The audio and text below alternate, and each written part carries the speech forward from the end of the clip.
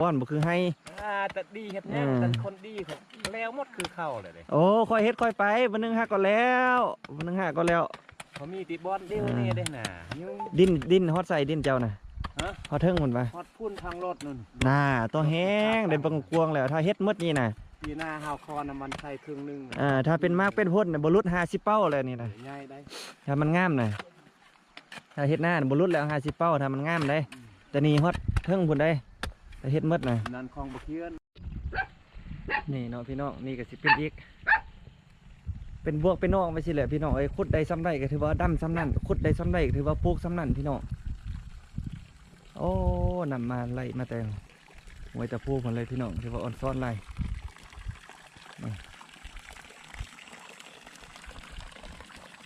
ถือว่าแถวนี้เขาเจ้าก็ถือว่าดำจะหมดแล้วเขากำลังเขี่ยวกำลังขึ้นพี่น้องกว้างประมาณเม็ดคูณเม็ดก็มีหรือว่า2 เม็ดคูณ1 เม็ดก็มีพี่น้องเขาจะสิเฮ็ดไปตามสายผู้คนเลยพี่น้องขึ้นไปเทิงคนเลยบอนใดที่สามารถดำหน้าใช่ได้เขาเจ้าก็สิกล้าว่าปลูกได้เนาะเขาเจ้าก็ปลูกนะพี่น้องเขาเจ้าสิบ่ได้ใส่รถเลยพี่น้องสิได้ใส่เหือแรงงานคนแบบนี้แหละพี่น้องเดี๋ยวที่พี่น้องเห็นนั่นแหละเขาเจ้าสิได้ซอยกันแบบนี้พี่น้องไทยเขาเอิ้นว่าลงแขกเนาะลงแขกช่วยกันพี่น้องรถคันนึงก็ถือว่าบ่มีแหละพี่น้องใส่แต่คนเมิดใส่แต่จกกับส่วนเนาะถือว่าเป็นเครื่องมือที่ว่าเฮ็ดในการเกษตรคนจุผู้เฒ่าผู้แก่อยู่พ่อผู้เฒ่าผู้แก่พี่น้องเลยจุผู้เบาผู้สาวกันสิอยู่ตรงกันแบบนี้แหละพี่น้องนี่เอาแท้ๆเอาแท้ๆ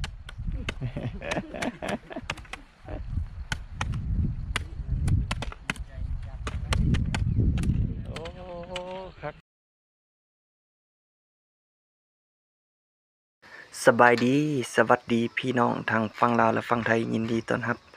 เข้าสู่ซองวิธีชีวิตชาวบ้านถือว่าเบาสุภาพก็ได้ห่างหายไปโดนพี่น้องที่ว่าบ่ได้เฮ็ดคลิปเพราะว่าเบาสุภาพติดภารกิจเด้พี่น้องเอ้ยนับจากนี้ไปเบาสุภาพสิได้เฮ็ดคลิปปกติพี่น้องคลิปนี้เบาสุภาพสิพาพี่พาน้องมาเบิ่งบรรยากาศการเช้าให้เช้านาของสาวน้อยในชนบทพี่น้องเอ้ยเบิ่งเป็นอะไรนั่นเราไปติดตามแล้วครับส้มเบิ่งนำกันพี่น้องไปถามข่าวเขาเจ้าโอ้เบิ่งเห็นจับจกจับส่วนพี่น้องเลยบ่ได้ใส่รถไถพี่น้อง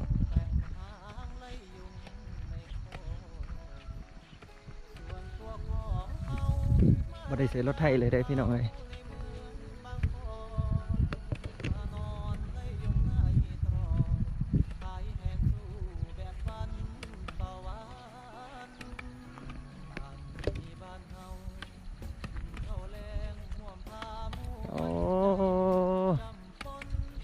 เอารถไถหน้าโอ้มาไถหน่อยคักนั่นนี่นะ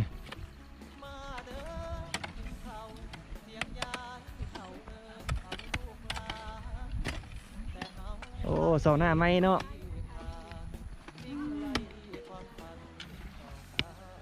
หน้าเจ้าหนึ่งโอ้เสาหน้าไม่พี่น้องนี่พี่น้องเขาเจ้ากำลังเสาหน้าไม่หน้าเขาเจ้าสิคุดเอาแล้วก็เฮ็ดแบบนี้เลยพี่น้องเลยอันนี้ก็คุดเอามดเป็นบ่โถเก่งหรือว่าซาฟกี้ก็ดีพี่น้อง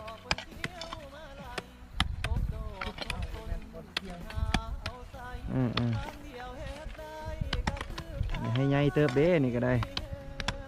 เขาเจ้าสิมาเอาแห้งกันคุดพี่น้องเลย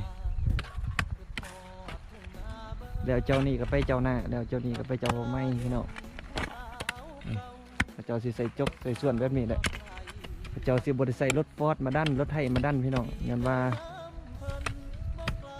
ผมมีทึนแดงก็ประมาณกันหน่อยเนาะโอ้คักเลย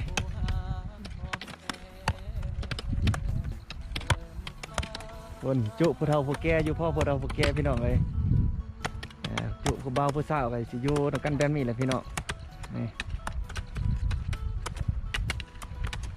เอาแท้เอาแท้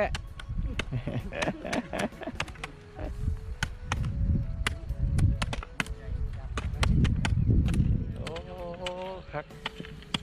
พอดีขี่รถมาเห็นเมื่อกี้น่ะกำลังสิไปเมือง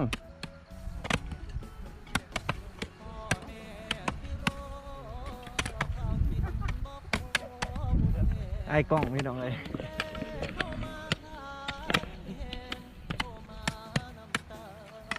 เขาเจ้าก็สิคุดพี่น้องแถวนั้นเขาเจ้าก็คุดอมดเลยพี่น้องเลยแต่พี่น้องเห็นใกล้ๆเพิ่นมันคุดอมดเลยอันนี้จะเป็นแบบหน้าคันใดพี่น้องเบิ่งบาสุภาพสิพาเลาะเบิ่งหน้าคันใดเขาเจ้าพี่น้องเลยอันนี้เป็นขั้นตอนทำอิฐพี่น้องเลยเขาเจ้าสิคุดให้เป็นขั้นแบบนี้เขาเจ้าสิเอาน้ำใส่พี่น้องหลังจากเอาน้ำใส่แล้วก็เขาเจ้าก็สิได้เอากามาดั้มนะพี่น้องคือเขาเฮ็ดหน้าทั่วๆไปนี่แหละต่างแต่ว่าเขาเจ้าสิได้คุดเอาสิบ่ได้ใส่รถหรือว่าเครื่องมือที่มาทันสมัยพี่น้องเลย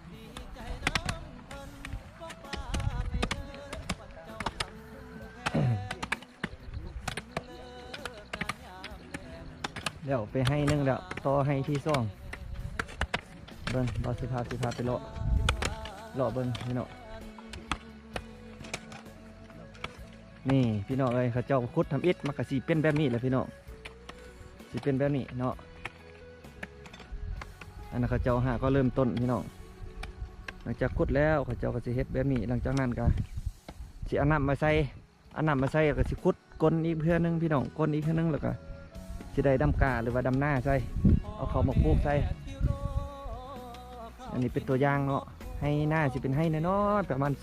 2 เมตรความกว้างพี่น้องความยาวก็แล้วแต่สภาพแวดล้อมเนาะถ้าเขาเจ้าสิบ่ได้ให้ใหญ่เด้อพี่น้อง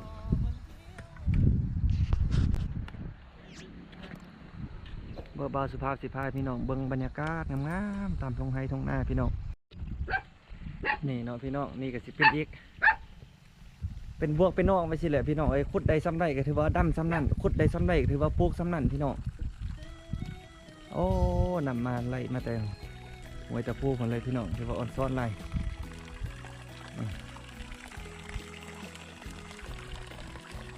ที่ว่าแถวนี้เขาเจ้าก็ถือว่าดำจะหมดแล้วเขากำลังเกี่ยวกำลังขึ้นพี่น้องกว้างประมาณเม็ดคูณเม็ดก็มีหรือว่า2 เมตรคูณ1 เมตรก็มีพี่น้องเขาจะสิเฮ็ดไปตามสายผู้คนเลยพี่น้องขึ้นไปเทิงคนเลยบอนใดที่สามารถดำหน้าได้เขาเจ้าก็สิกล้าว่าปลูกได้เนาะเขาเจ้าก็ปลูกนะพี่น้องเขาเจ้าสิบ่ได้ใส่รถเลยพี่น้องสิได้ใส่เหือแรงงานคนแบบนี้แหละพี่น้อง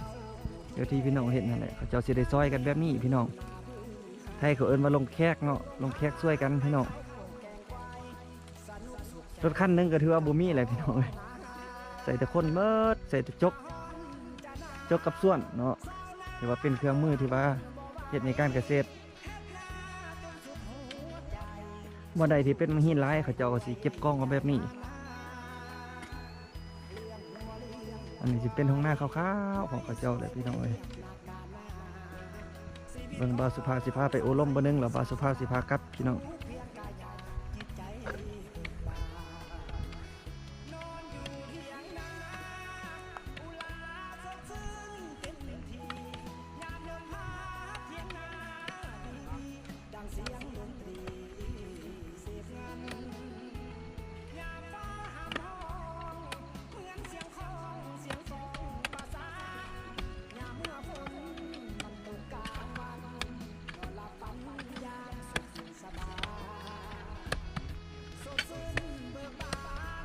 จ้างรถฟอร์ดโอ้มาดันน่ะประมาณ10,000บ่ได้เด้อปีหน้าจึงเอาปีนี้เอาคนมาก่อนเนาะ โอ้ไปเลยท่อขอน้ำกสิกรรมเขาโอ้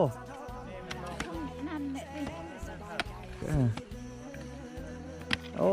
เดี๋ยวเขาสร้างบ้านแล้วเดี๋ยวกสิกรรมเขากลับมาเวลาประชุมกับเสนอเขาเจ้าบ่เน่กสิกรรมเขากลับมาเมื่อนั้นน่ะเนี่ยเวลาเขาประชุมกับเสนอเดี๋ยวนี้นี่บอนซาวให้ซาวหน้ามีแล้วเนาะแต่ว่าบ่มีน้ำเฮ็ดพอน้ำเพิ่นน่ะ ขย้อนก็มีน้ำมันในเห็ดบุกลา ถ้ามีท่อเหรอสิเอาน้ำมาแต่ใส่ เต็ม ปลาเลอะอันบ่ นำไปเหลือง เอาน้ำห้วยพุ่นมาอันบ่ เออ น้ำห้วยนี่แห้งอ่ะ คุณนั่งนี่เขามาแห้งเขาปึงจ้ะ บ่แห้งขุดมานี่ก็ได้นี่ตินี่เนี่ยหัวหน้ากองร้อนบ่ให้ติอย่างคือแม่นน้ำเจ้าผู้เดียวกับปั้นกันใส่น้ำ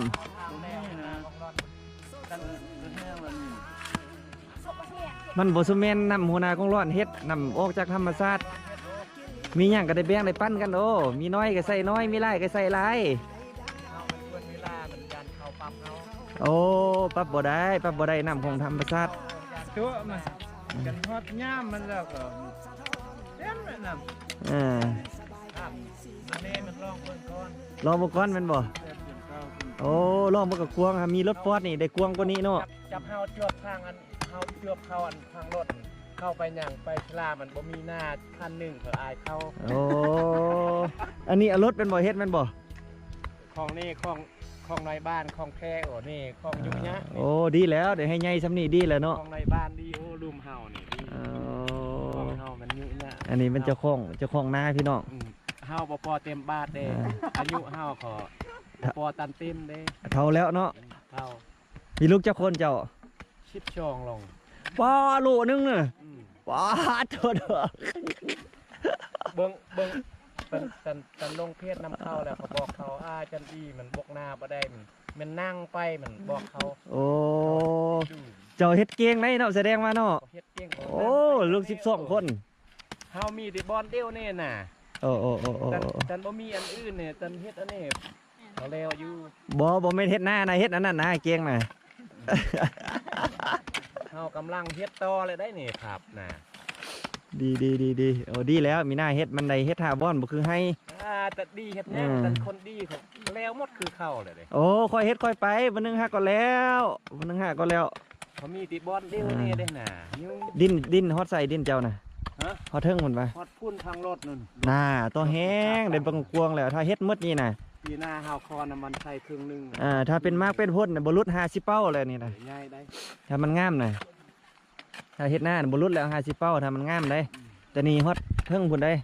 ถ้าเฮ็ดหมดน่ะ นั่นของบ่เคียนโอ้นั่นคือนำบ่เคียน น่ะ ไทยแล้วแหละนั่นเขาดูดแล้วเด้อนั่น เรียบร้อยแล้วอันบ่ เรียบร้อยมีที่พ่อในโอ้บ่เต็มบาท โอ้ ลูกในเต็มอยู่แล้วแหละ อันนี้เขาจะบอกพี่น้องเอ้ยนี่เจ้าของให้มาซอยกันเนาะ นี่ ไล่ให้งานเป็นมือว่าซอยกันนี่น่ะ บ่พี่น้องเฮา โอ้เอาลูกเอาหลานมาซอยกันแม่นบ่ รอดมันช่อง3คนเฮาเอื้อนมา เออ บ่เอาเงินเอาคำแหละ โอ้ซอ ไก่ ย ตัวหนึงคือไก่ตัวหนึง โอ้ปั่นกันช่วยเหลือกันเนาะ ผู้อื่นแด่พี่น้องเฮา เออ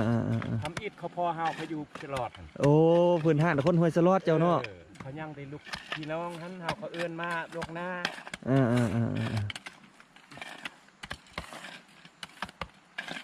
โบราณยังอยู่บ้านสามัคคีใจของโบราณ โอ้ พอเฮาอยู่บ้านตลอดพุ่น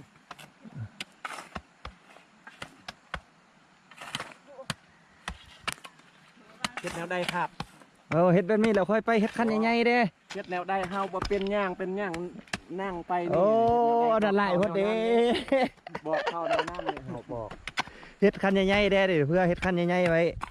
เฮ็ดตัวนี้เหยียบไปพร้อม เฮาบอกบ่ภาพมัน นี่ ช่วยให้งานเฮาฮือทอนึงปีหน้าเฮาก็คือมางานนำบ่ภาพนะ โอ้เจ้ามีแต่รักไปพวกในบ้านนั่นแหละเจ้าน่ะประโยชน์